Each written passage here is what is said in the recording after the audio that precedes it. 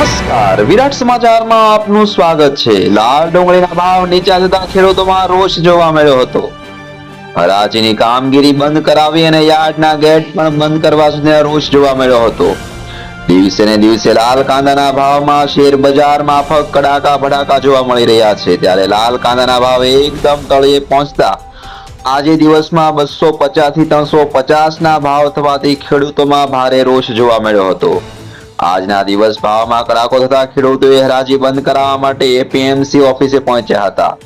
Marketing યાર્ડમાં 1 lakh થેલાનો stock લાલ કાંદાની આવક થવા પામી હતી। ત્યારે લાલ ડુંગળી પકવતો ખેડૂત હાલ ડુંગળીની સિઝન ચાલી રહી હોય ત્યારે ડુંગળીના ભાવને લઈને ક્યાંક મોટી ખોટ ખાઈ રહ્યો હોય તેવું જોવા મળ્યું હતું।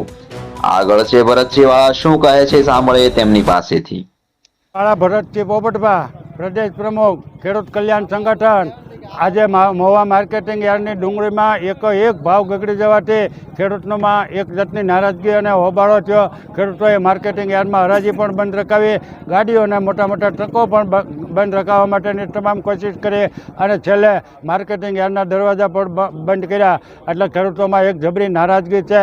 એટલે આવતીકાલે તારીખ 3/1/2025 અને શુક્રવારે સવારે 11 વાગે અહીંયા જ મહુવા માર્કેટિંગ યાર્ડમાં ડુંગળીની હરાજીમાં અમે તમામ મહુવા અને આજુબાજુના તાલુકાના અને જેસરના કે ગીર ગઢડા કોઈ પણ ખેડૂતો હોય ડુંગળી પકવતા, કપાસ પકવતા, એ તમામ ખેડૂત ભાઈઓને અમારી એક નમ્ર વિનંતી છે કે આવતીકાલે આપણા હક અને અધિકાર માટે અમે અહીંયા જબરજસ્ત સરકાર સુધી અવાજ ખેડૂતોનો પહોંચે એ માટેની એક જબરી મિટિંગ રાખવાના છીએ અને ખેડૂતોનો અવાજ વહેલી તકે સરકાર સાંભળે એવી આપણે વાત કરવાની છે। એટલે કાલે તમે આવવાનું ચૂકતા નહીં। તારીખ 3/1/2025 અને શુક્રવારે સવારે 11 વાગે મહુવા માર્કેટિંગ યાર્ડમાં ડુંગળીની હરાજીમાં।